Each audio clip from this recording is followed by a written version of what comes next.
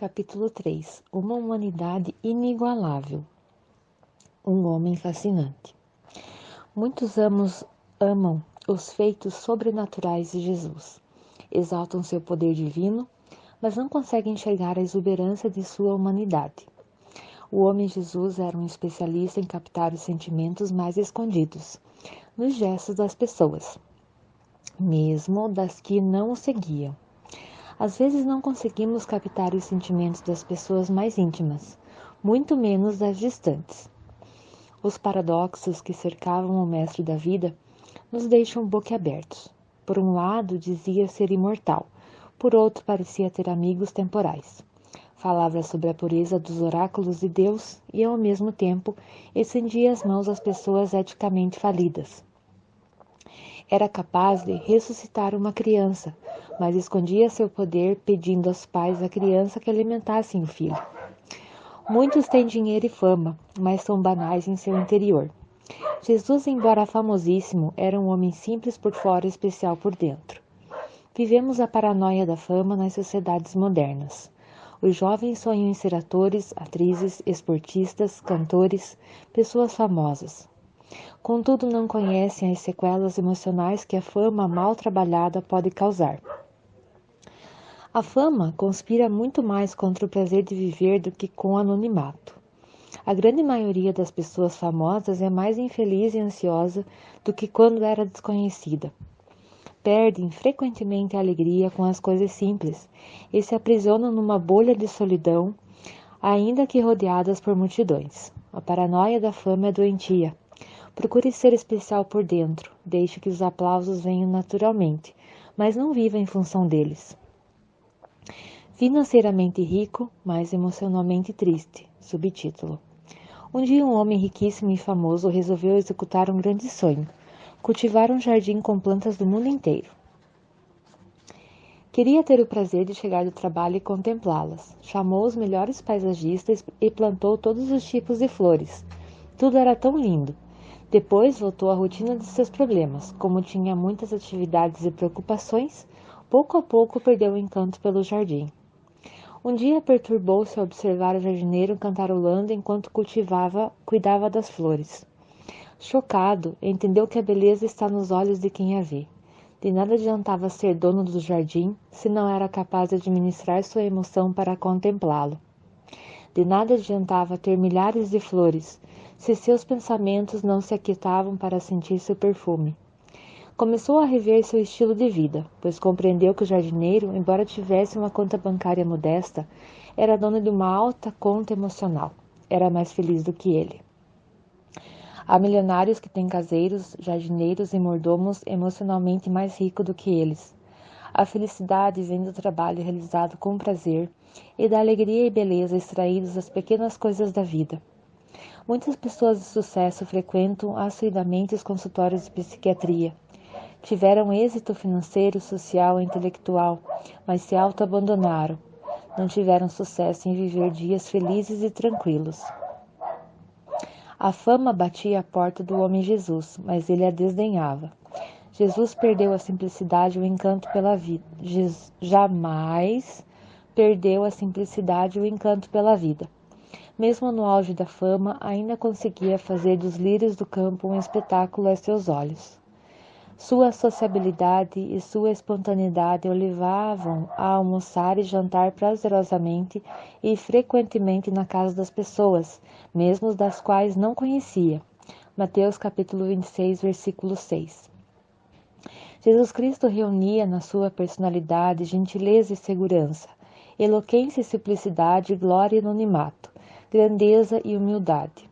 Enfrentava o mundo para defender o que pensava, mas ao mesmo tempo conseguia chorar sem reserva diante dos outros. Ele atingiu o auge da saúde psíquica, sua humanidade foi inigualável. Você consegue reunir na sua personalidade gentileza e segurança? Você é uma pessoa que contagia os outros com sua simplicidade e espontaneidade? Às vezes nem mesmo nossos sorrisos são espontâneos e frequentes. Precisamos aprender com o mestre dos mestres a viver saudavelmente no solo dessa sinuosa existência.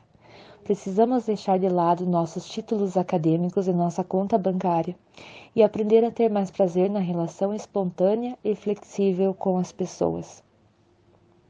Uma das piores coisas que um psiquiatra ou psicólogo pode cometer contra si é continuar sendo um profissional de saúde mental fora do ambiente do consultório. Ele esmaga a forma singela de usufruir a vida. Prazer em ser um homem, subtítulo. Milhões de homens e mulheres admiravam profundamente Jesus Cristo, mesmo os budistas e os islamistas. Mas as pessoas querem um Cristo nos céus sem perceberem que ele amava ser reconhecido como filho do homem. O mais sobrenatural dos homens amou a naturalidade. Ajudou a todos com seu poder, mas recusou-se a usá-lo quando foi julgado e crucificado. Quis ser um homem até esgotar a energia de todas as suas células e ter nas matrizes de sua memória todas as experiências humanas. Será que valorizamos nossa dimensão humana? O mestre sabia aquietar a própria alma e extrair muito do pouco. Dormia quando todos estavam agitados e ficava alerta quando todos dormiam. Sua emoção não era vítima das circunstâncias, por isso permanecia calmo mesmo quando o mundo parecia desabar sobre ele. Discursava sobre a fonte da alegria, mesmo quando havia inimigos para prendê-lo. João capítulo 7, versículo 37. Quantas vezes somos escravos das circunstâncias? Nossas emoções, movidas por problemas, parecem um pêndulo atirando de um lado para o outro. Se apesar de ter muitos motivos de alegria, você não a sente, está na hora de repensar alguns fundamentos da sua vida. O homem Jesus considerava a vida como um espetáculo, subtítulo. Jesus era o mestre do amor porque considerava cada pessoa como um ser especial, e não apenas como mais um número na multidão. Todos eram belos aos seus olhos. Ao abraçar as crianças, ele convidava todos os adultos a serem pequenos alunos da escola da vida. Se você nunca se dedicou a contemplar as reações de uma criança, não conheceu um dos maiores prazeres humanos, o de se encantar como uma linda expressão da vida. Se não conseguir se deslumbrar com os segredos que cercam o funcionamento da mente de uma criança, dificilmente você terá tempo e habilidade para administrar sua própria vida. Faça uma pausa e observe o admirável mundo dos pensamentos e emoções. Como pensamos? Como penetramos no escuro da memória em milésimos de segundos? Como encontramos em meio a bilhões de opções os elementos que confeccionam as cadeias de nossos pensamentos? Como temos certeza de que os verbos que empregamos na construção das ideias são exatamente o que queríamos utilizar? Quando os indivíduos, depois de explorarem intensamente o imenso espaço e o pequeno átomo, tiverem tempo de voltar para dentro de si mesmo, compreenderão que a ciência tem limites exploratórios. Os maiores mistérios não estão no espaço, mas no espírito humano. As maiores dúvidas científicas não estão na origem do universo, mas na origem da inteligência, na construção das mais simples ideias. Quando uma criança pensa, mesmo que esteja abandonada nas ruas, ela realiza um feito mais complexo do que todas as pesquisas da mais célebre das universidades. Você fica impressionado quando observa as pessoas pensando, sentindo e trocando experiências? Os programas da Microsoft são sistemas arcaicos se comparados aos fenômenos que nos fazem produzir os momentos de alegria e tristeza, tranquilidade e ansiedade. A sua inteligência, como a de qualquer ser humano, é espetacular. E ainda que você tenha muitos defeitos, nunca se diminua diante de ninguém. Toda discriminação, além de desumana, atenta contra a inteligência.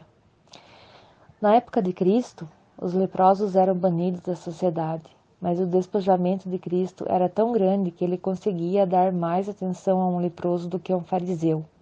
Por quê? Porque para ele ninguém era maior ou menor. Não fazia isso por apenas ser um homem caridoso, mas por via a grandeza da vida.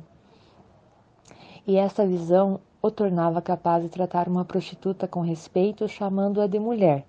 João capítulo 8, versículo 10. Se você nunca se der conta da grandeza da vida, dificilmente conseguirá honrar pessoas desprivilegiadas. É lamentável, percebemos, que muitos vivem de forma indigna, diminuindo os outros, dividindo-se pela conta bancária, por diplomas acadêmicos e status sociais. Se você encontrar o presidente do seu país atravessando a rua e próximo dele estiver uma criança desprotegida socialmente, dirija-se primeiro à criança. Ela é tão importante quanto o governante e precisa mais de você. É fundamental honrar solenemente o espetáculo da vida.